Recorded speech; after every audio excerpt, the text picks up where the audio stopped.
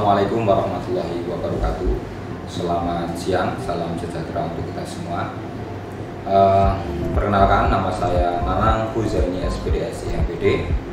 Saya di sini perwakilan dari akademik. Saya adalah Kepala Biro Pembelajaran Universitas Mercubuana Yogyakarta, akan menyampaikan beberapa hal yang harus diperhatikan, ditaati oleh mahasiswa Universitas Mercubuana Yogyakarta. Oke, baik, kita mulai dari peraturan akademik yang ada di Universitas Mercubuana Yogyakarta. Yang pertama tentang pembelajaran. Jadi perkuliahan di dalam Universitas Mercubuana Yogyakarta itu adalah menggunakan sistem kredit semester. Ya, kalau teman-teman mahasiswa baru tahu tentang sistem kredit semester, itu adalah sistem SKS yang mana itu dari istilahnya sudah ketahuan, yaitu kredit. Ya, maka kredit di situ jadi kredit seperti halnya Anda mempunyai hutang, maka Anda harus kredit, menyicil rutin tiap bulan. Tapi kalau di sini tidak tiap bulan, tapi tiap semester. Jumlah keseluruhan angka kredit yang harus Anda cicil atau Anda lunasi itu adalah 144 SKS minimal. Itu nanti berbeda tiap prodinya, bisa 146, bisa pas 144. Yang pasti satu semester itu nanti Anda itu akan bisa mengambil kira-kira 18 sampai maksimal 24 SKS. Untuk semester pertama itu ada paket 18 SKS, selanjutnya semester 2 itu ada 20 SKS, selanjutnya semester 3 sampai semester 8 itu tergantung IPK Anda. Apabila IPK Anda bagus, Anda bisa mengambil maksimal 24 SKS. Saya harap teman-teman mahasiswa baru nanti bisa rajin sehingga IPK-nya bagus terus, sehingga studinya cepat selesai. Selanjutnya masa studi. Masa studi di sini itu kalau Anda seperti yang saya katakan tadi rajin, nah itu nanti akan bisa selesai tepat waktu. Artinya 3,5 tahun sampai 4 tahun setengah. Nah, itu masa studi yang ideal yang bisa Anda tempuh. Tapi kalau Anda lulus kurang dari 3,5 tahun atau 3 tahun 6 bulan, itu menurut Dikti itu tidak sah nanti. Jadi harus lebih sedikit dari 3,5 tahun atau 3,6 bulan, itu harus lebih sedikit. Oke, selanjutnya yaitu tentang kartu rencana studi KRS. Jadi ketika Anda di awal semester sebelum melaksanakan pembelajaran, sebelum masuk pada pembelajaran, itu Anda diharuskan untuk KRS atau kartu rencana studi, yang mana ini dilaksanakan di awal-awal semester, di mana mahasiswa tahu itu ada kalender akademik, ada waktunya, biasanya minggu pertama ketika sebelum pembelajaran. Jadi harus memperhatikan. Jadi mahasiswa di sini harus selalu juga mengupdate, melihat informasi kalender akademiknya seperti apa. Nah, dilihat, jangan dapat kalender hanya ya ditaruh aja di kos-kosan, tapi tidak dibaca. Itu berisi informasi-informasi penting, kapan pendaftaran, kapan jadwal yudisium, kapan waktunya pendadaran, dan lain sebagainya. Itu harus dilihat betul-betul. Setiap Anda berganti tahun akademik, itu Anda akan mendapat kalender akademik. Ketika Anda membayar di bagian keuangan, itu akan diberi kalender akademik. Jadi mohon kalau Anda tiap awal semester pergantian tahun, nah itu ketika membayar itu Anda harus menanyakan mana kalender akademik yang saya dapatkan, itu akan diberikan. Oke, saya melanjutkan tentang kartu rencana studi ya. Jadi ketika awal pembelajaran Anda harus KRS terlebih dahulu. Apa itu KRS? KRS itu ya mengambil mata kuliah apa yang akan Anda tempuh dalam satu semester. Nah, itu tergantung IPK tadi yang saya sebutkan. Apabila bagus, Anda bisa maksimal sampai 24 gitu ya. Jadi ada waktunya. Nah, terus ketika saya memasukkan ada keluar, bisakah saya merubah? Bisa. Nah, itu di minggu pertama pembelajaran itu nanti akan ada waktu perubahan KRS. Tapi saya harapkan itu tidak banyak terjadi, karena ketika mengambil itu tentunya sudah dikonsultasikan dengan DPA, sudah mateng mau ngambil apa. Nah, itu jangan sampai ada perubahan-perubahan di minggu-minggu selanjutnya. Loh, selanjutnya ketika saya telat, apakah saya bisa? Bisa. Tapi mohon diperhatikan, ketika Anda telat, nah itu nanti Anda akan kena denda. Nah, di sini ketika Anda telat minggu pertama, kalau perubahan KRS itu tidak kena denda. Tapi kalau sudah masuk minggu pertama, nah itu nanti akan kena denda, ya, akan kena denda sesuai SK yang berlaku. Nah itu nanti kalau sementara ini yang berjalan itu adalah dendanya 200.000, 600.000 dan 1 juta. Nah, tapi semester depan kelihatannya akan berubah. Karena kenapa? Kalau dulu itu setelah UTS itu masih bisa perubahan KRS, tapi kalau sekarang sudah tidak bisa. Maksimal itu adalah sebelum UTS, sebelum ujian tengah semester. Jadi minggu ke-7 itu adalah waktu terakhir perubahan KRS apabila Anda ingin merubah KRS Anda. Setelah UTS Anda tidak bisa merubah KRS. Tapi semua itu saya tidak mengharapkan itu terjadi. Yang saya harapkan adalah Anda di awal semester sudah fix mau mengambil apa yang Anda ambil. Nanti cara mengambil KRS-nya akan kita simulasikan di slide selanjutnya. Oke, lanjut tentang perkuliahan. Nah, sistem perkuliahan di Universitas Mercu Buana itu ada 3. Yang pertama untuk mahasiswa R1 itu reguler, terus mahasiswa R2 kelas malam, terus mahasiswa R3 kelas karyawan, gitu ya. Jadi di reguler sendiri itu ada mata kuliah yang tatap muka, ada mata kuliah yang full e-learning. Nah, nanti juga ada penjelasan tentang mata kuliah e-learning yang menggunakan web e-learning kita, insya Allah sangat bagus sekali, bisa Anda lihat, karena apabila di masa pandemi seperti sekarang ini juga sangat membantu itu. Nah, karena tumpuan kita pembelajaran semuanya akan di-e-learningkan, itu ya. Nah, itu bisa dibaca di slide. Oke, lanjut. Selanjutnya tentang renambering. Oke, tadi saya di awal mengatakan bahwa masa studi itu adalah 3,5 sampai 4,5 tahun, gitu ya. Nah, tapi ada masa studi maksimal. Masa studi maksimal itu adalah sekarang itu masih 6 tahun. Nah, tapi semester depan sepertinya pada waktu angkatan maba Anda ini itu akan berubah menjadi 5 tahun. Nah, jadi ya cepet-cepet lulus aja, jangan kerasan di di kampus ini, gitu ya. Cepat lulus sehingga Anda cepat berkarya, cepat bekerja dan melanjutkan apa aktivitas Anda. Nah, renambering maksudnya di sini apa? Renambering itu ada 2 kriteria nanti ya. Jadi yang pertama, renambering itu ketika masa studi Anda habis, ya. Untuk ke depan itu 5 tahun. Jadi setelah 5 tahun atau 10 semester Anda akan di renambering. Renambering itu apa sih? Renambering itu adalah pergantian nomor NIM Anda, gitu ya. Jadi misalnya Anda mahasiswa angkatan 2015, gitu ya. Ketika 2020 atau 2021 itu kan sudah 10 semester atau sudah 5 tahun, maka Anda akan di renambering. NIM Anda yang awalnya adalah 15 berganti menjadi 20. Tentunya apa implikasinya? Tentunya implikasinya adalah Anda ikut membayar ya tarif sesuai tahun berjalan. Misalnya Anda tarifnya yang awalnya itu tarif 2015, ketika di renambering ya tarifnya ikut yang 2020. Apakah lebih murah? Ya tidak, pastinya akan menjadi lebih mahal. Maka dari itu jangan sampai renambering, gitu ya. Oke, selanjutnya selanjutnya renambering kategori yang kedua. Jadi renambering kategori yang kedua ini adalah Anda tidak aktif 2 semester berturut-turut. Nah, jadi kalau Anda tidak aktif 2 semester berturut-turut, itu juga akan direnambering. Jadi jangan sampai tidak aktif. Ya kalau mau tidak aktif ya 1 semester aja lah. Atau lebih baiknya ngurus cuti kalau memang biaya kurang atau ada hal yang menunda atau menghalangi Anda dalam bersstudi, lebih baik urus cuti. Ya, nanti kita jelaskan di slide selanjutnya tentang cuti. Itu tolong diperhatikan, jangan sampai renambering. Karena kalau renambering selain biaya Anda lebih mahal, nanti setelah renambering tidak bisa langsung lulus. Nah, Anda harus menunggu lagi 1 tahun untuk lulus minimal, gitu ya.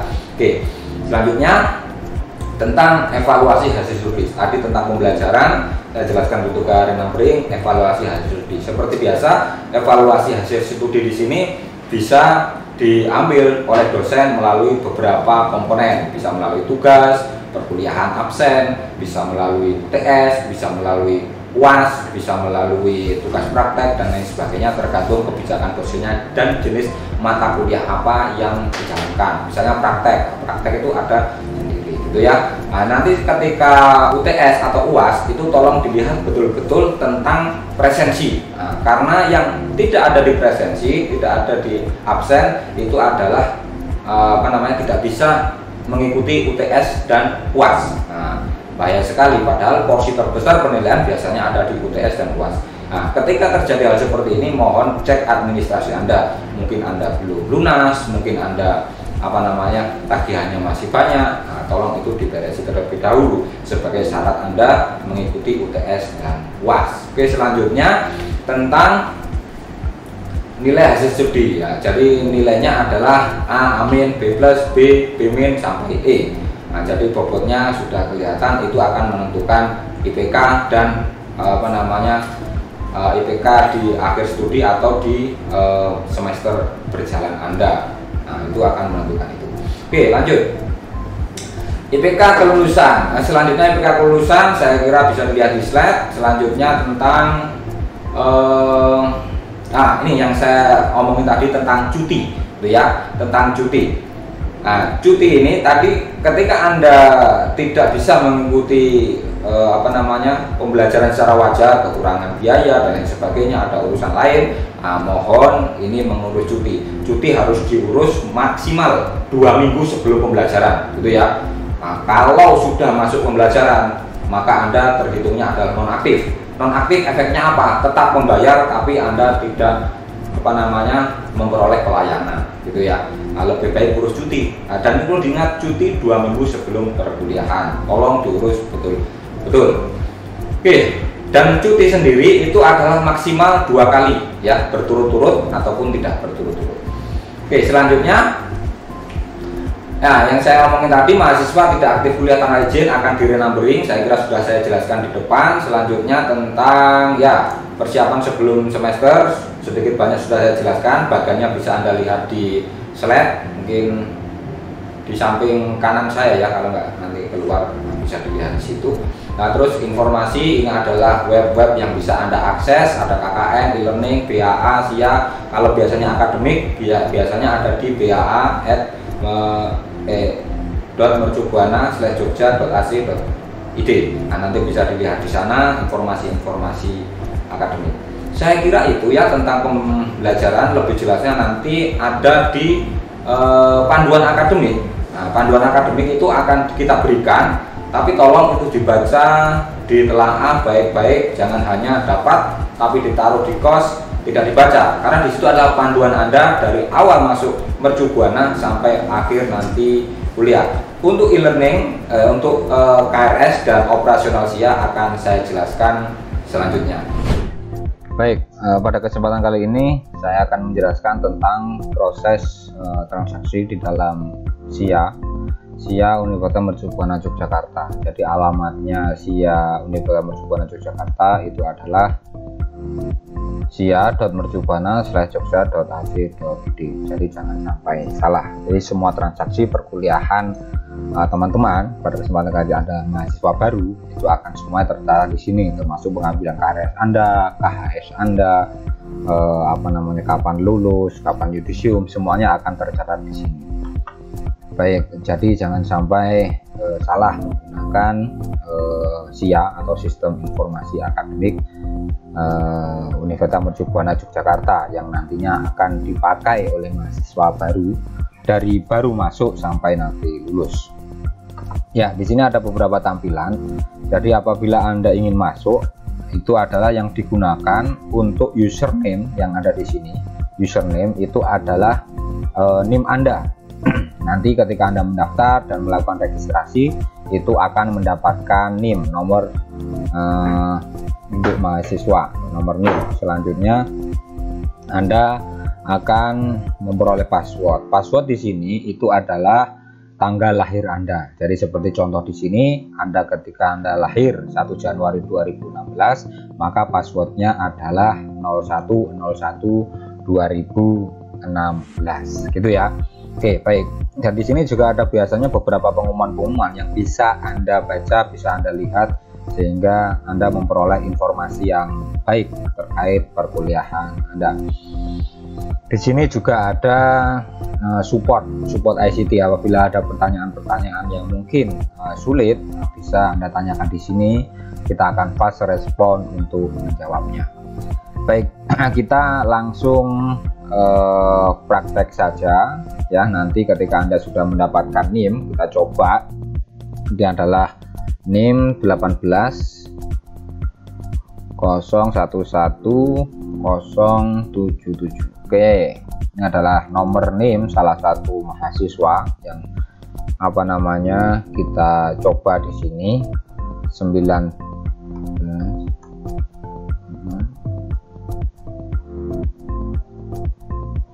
Ya, nah, jadi ini adalah NIM Anda. Selanjutnya ini adalah tanggal lahir Anda ya. Oke, kita masuk. Oke, jadi kita masuk. Di sini ada beberapa fitur yang bisa Anda manfaatkan ya. Jadi di sini detail mahasiswa, daftar perkuliahan. Ini adalah nama Anda nantinya ketika Anda masuk SIA gitu ya. Di sini ada logout. Nah, di sini adalah nama Anda, real time tanggal, waktu terakhir masuk, bisa dilihat di sini. Nah, ini kalau nanti Anda sudah mengambil KRS, maka jadwal perkuliahan akan tampak di sini. Hari ini kuliah apa, besok kuliah apa, sehingga informasi-informasi tersebut itu akan selalu terupdate dan Anda bisa melihatnya, sehingga tidak ada alasan lagi telat masuk kuliah dan lain sebagainya. Oke, kita lihat misalnya di detail mahasiswa gitu ya. Sebenarnya saya ingin menunjukkan cara KRS sebenarnya, tapi tidak ada salahnya apabila kita tour terlebih dahulu untuk melihat fitur-fitur yang ada di dalam SIA kita. Baik, biasanya ketika Anda mau KRS ya, di sini ada fitur-fitur, ada menu-menu yang bisa Anda manfaatkan. Biasanya ketika Anda mau KRS-an, ketika data Anda kurang lengkap, nah, gitu ya. Di sini Anda tidak bisa untuk melakukan KRS, maka Anda diminta dulu untuk melengkapi data-data yang ada di SIA Anda, gitu ya. Nah, bisa melalui edit biodata. Nah, ketika edit biodata seperti ini, Anda harus melengkapi kecuali nama dan NIM, ya. Alamat, agama, nomor HP, nomor telepon, semuanya bisa dirubah atau diupdate, termasuk foto. Nah, foto ini saya harap teman-teman bisa mengupload foto yang baik ya, yang resmi. Syukur-syukur sudah memakai jas alma mater kalau ada, kalau sudah ada, kalau enggak ya foto misalnya foto Anda yang berbaju rapi misalnya. Nah, itu bisa diupload di sini lalu simpan. Seperti itu ya. Jadi di sini ada beberapa menu. Oke, saya akan menunjukkan juga cara KRS. Jadi kalau Anda ingin KRS-an, nah ingat, ketika mau KRS-an Anda harus memperhatikan jadwal KRS ya.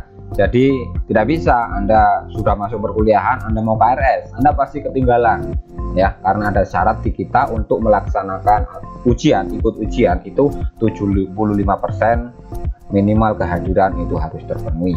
Jadi tolong ketika Anda mau KRS, perhatikan jadwal waktu KRS. Biasanya awal semester, gitu ya.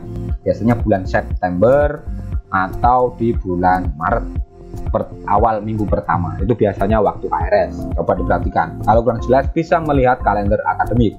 Yang sudah saya sampaikan tadi, kalender akademik akan didapatkan ketika Anda membayar di keuangan.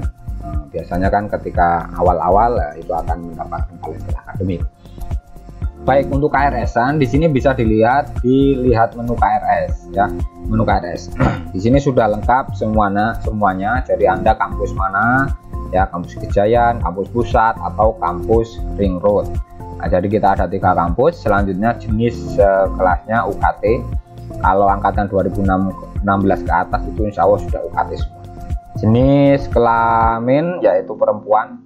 Lanjutnya semester, SKS yang sudah ditempuh sudah ada semua, status mahasiswa. Nah, ini kebetulan mahasiswa nonaktif yang saya buat contoh.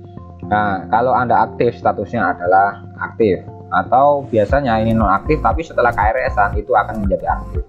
Jadi ingat, di sini anak terhitung statusnya aktif ketika awal semester itu setelah KRS-an. Jadi ketika Anda membayar tapi belum KRS-an, ya tetap Anda statusnya nonaktif. Jadi masalah KRS ini menjadi hal penting karena itu menyangkut status Anda aktif atau non aktif. Nah, di sini bisa statusnya nanti kalau sudah lulus ya lulus, kalau statusnya nanti cuti ya cuti. Nah, itu seperti itu ya. Ini nama mahasiswa. Selanjutnya ada fakultas jurusan, dosen PA nya siapa, pembimbing akademiknya siapa. Oke. Untuk KRS-an ya, ini ada total SKS. Jadi SKS yang bisa Anda tempuh di sini itu sudah otomatis. Ketika IPK Anda bagus, maka di sini adalah 0/24 ya. IPK Anda misalnya 3,3 misalnya, itu pasti 0,0/24.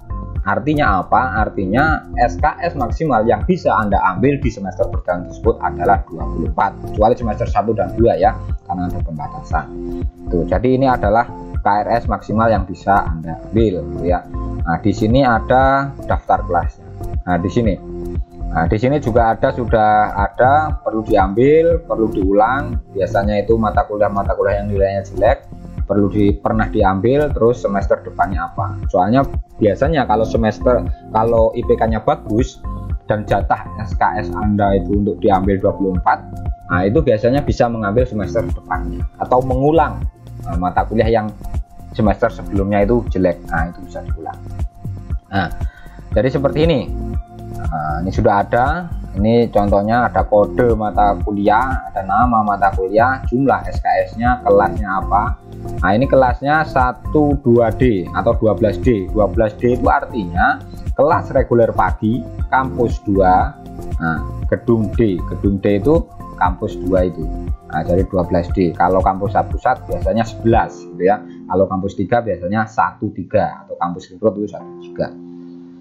Ya, ini sudah ada waktunya juga semuanya. Jadi ketika nanti Anda mengambil, tapi kebetulan di situ waktunya bertabrakan, nah di sini ada pengingat nanti ya, ada dashboard warna hitam, warna merah di sini.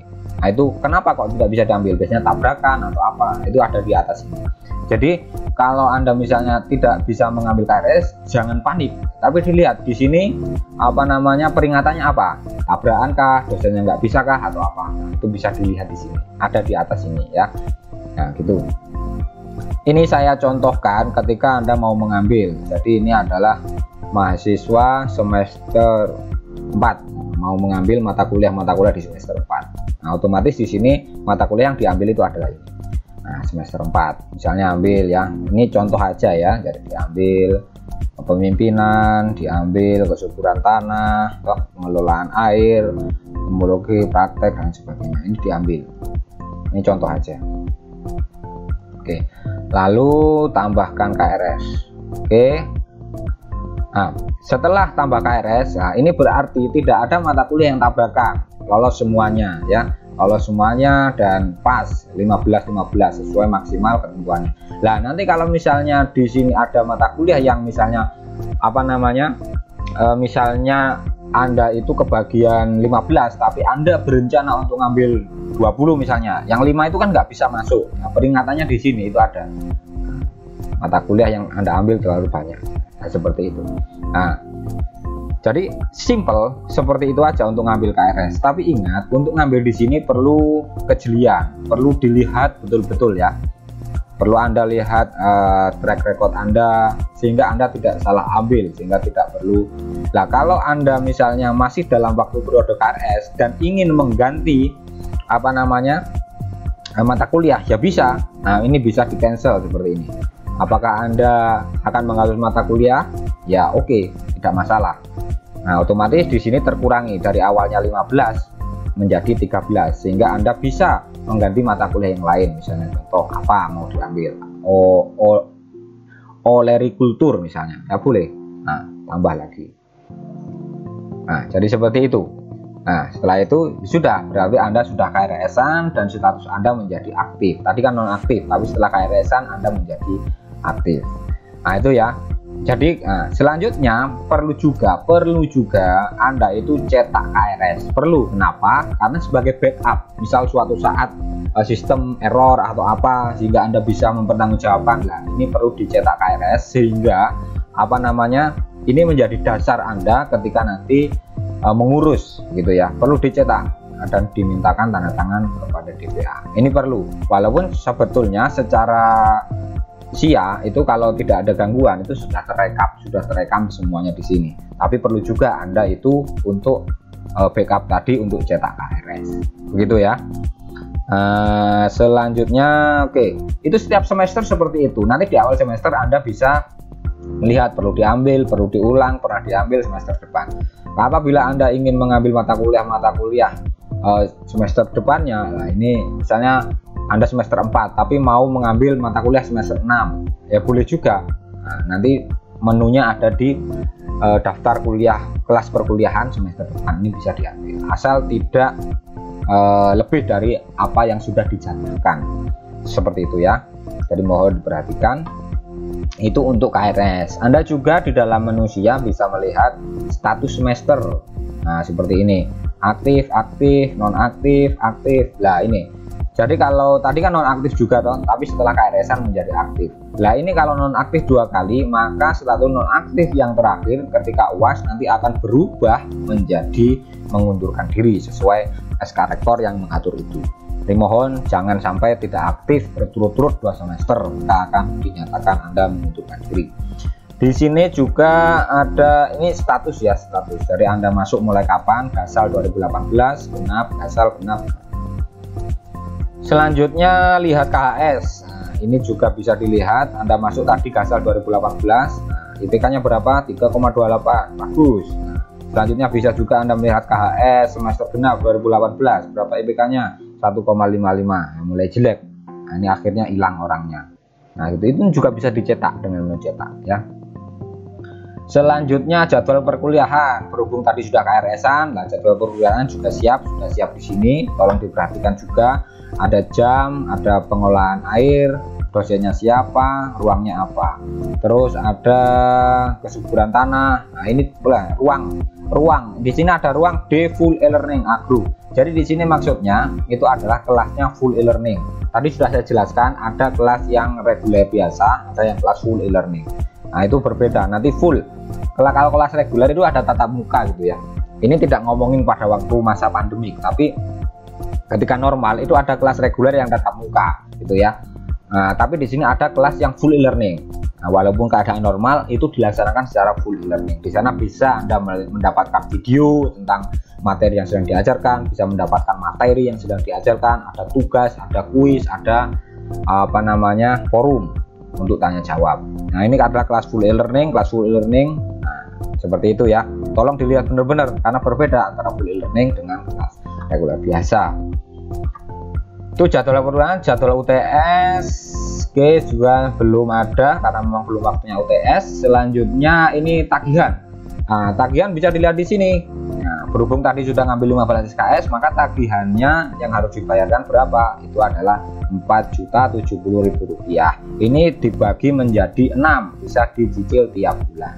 Nah, tagihan pun apabila Anda atau orang tua Anda bisa melihat berapa sih sebetulnya tagihan saya, ini juga bisa dilihat di menu tagihan. Selanjutnya transfer nilai. Nah, untuk transfer nilai, menu transfer nilai ini adalah untuk mahasiswa transfer. Artinya misalnya contoh mahasiswa transfer dan mahasiswa renumbering gitu ya. Apabila contohnya Anda berasal dari universitas lain, ingin transfer di salah satu prodi di Universitas Mercubuana Yogyakarta. Nah, maka tolong ini terus diupdate terus ya. Ketika Anda sudah menyelesaikan administrasi biaya transfer, tolong ini dilihat nilainya sudah masuk atau belum. Kalau nilainya belum masuk, tolong ditanyakan kepada TU kenapa nilainya belum masuk. Biar segera dieksekusi, biar segera selesai dan semuanya bisa berjalan dengan baik. Nah, ini adalah untuk mahasiswa yang transfer atau mahasiswa yang renumbering. Kalau mahasiswa fresh graduate masuk dan mulai dari semester 1, ini tidak perlu diperhatikan ya. Jadi ini untuk mahasiswa transfer dan mahasiswa yang renumbering. Kenapa renumbering? Karena renumbering nilainya nanti juga ditransfer walaupun masih dalam satu universitas gitu ya. Kalau fresh, Anda masuk sebagai mahasiswa baru, fresh bukan transfer. Nah, itu tidak perlu memperhatikan nilai transfer. Ya, saya kira seperti itu fitur-fitur yang ada di dalam SIA. Terus ini saya ingin menambah sedikit tentang jadwal perkuliahan ya. Ini ya, jadi untuk semester Gasal mendatang itu karena akan dilaksanakan secara daring. Tolong betul-betul diperhatikan gitu ya. Tolong betul-betul, karena banyak kasus itu mahasiswa salah masuk kelas karena kelasnya kelas full e-learning gitu ya. Nah, ini adalah kelas full e-learning kita, e-learning.mercubuana/jogja.ac.id. Jadi jangan sampai salah alamat ya e-learningnya. Nah, saya contohkan ketika Anda KRS-an seperti ini sudah muncul. Ini bisa dilihat di menu KRS Anda atau menu jadwal perkuliahan. Nah, dalam memilih kelas tolong betul-betul dilihat gitu ya. Nah, di sini ada katalog. Contohnya pengolahan air gitu ya. Oke, kita copy, kita lihat di katalog, harusnya sudah ada. Ya, ini pengolahan air Bambang Sri. Nah, ini tolong ya, karena pengolahan air sendiri itu kelasnya macam-macam ya. Ada pengelolaan air 11C, ada pengelolaan air 12D, ada praktikum pengelolaan air 11C1. Lah, ini tolong diperhatikan, jangan sampai salah kelas, karena ini berefek pada ketika Anda UTS atau UAS. Dosen, kalau Anda tidak masuk kelasnya dosen tersebut, repot memasukkan nilainya, sehingga efeknya apa? Anda tidak dapat nilai. Maka dari itu tolong dilihat. Nah, ini tolong dilihat mata kuliahnya apa, pengelolaan air kelasnya apa, 1-2D, pengajarnya siapa, Insinyur Bambang Sriwijaya. Nah, ini betul-betul diperhatikan. Jadi kalau seperti ini pengelolaan air 1-2D Insinyur Bambang Sriwijaya, maka kelas yang Anda ambil adalah yang kedua, bukan yang pertama. Kalau ini ada di kampus 1, kalau ini kampus 2. Seperti itu ya. Nah, jadi kelasnya adalah yang pengelolaan air 1-2D. Nah, ini suruh login dulu. Loginnya ini sama dengan SIA, yaitu nomor NIM Anda, yaitu yang kedua passwordnya adalah tanggal lahir Anda. Tapi yang saya tekankan di sini adalah pemilihan kelasnya. Tolong betul-betul. Kalau perlu satu-satu di copy paste seperti apa yang saya contohkan tadi. Misalnya ini contohnya kesuburan tanah. Pengajarnya adalah Bapak Bambang lagi. Nah, itu tolong dilihat betul-betul, jangan sampai salah kelas. Oke, kalau perlu di copy seperti ini satu-satu gitu ya.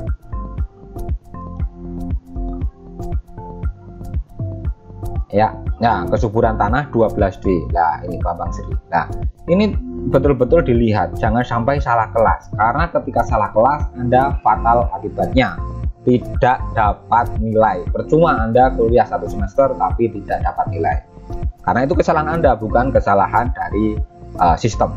Jadi tolong diperhatikan, itu tambahan tentang e-learning kita. Nanti secara khusus pelaksanaan e-learning sudah dijelaskan oleh bagian Kapat e-learning, yaitu Bapak Mutakin. Tolong dilihat benar-benar videonya, karena kita tidak ada tumpuan lain di masa pandemik seperti sekarang ini, yaitu pelaksanaannya secara e-learning ya. Tolong diperhatikan. Untuk SIA dan sedikit tentang e-learning saya kira sudah cukup, sudah panjang, bisa diputar videonya beberapa kali sehingga paham betul-betul. Apabila ada pertanyaan nanti bisa ditanyakan di support yang ada depan tadi, saya login dulu ya. Ini bisa ditanyakan di support yang ada di depan sini. Saya kira itu saja dari saya. Mohon maaf apabila ada kesalahan. Billahi taufiq wal hidayah. Wassalamualaikum warahmatullahi wabarakatuh. Mungkin untuk pertemuan ini, untuk sesi kali ini saya kira cukup.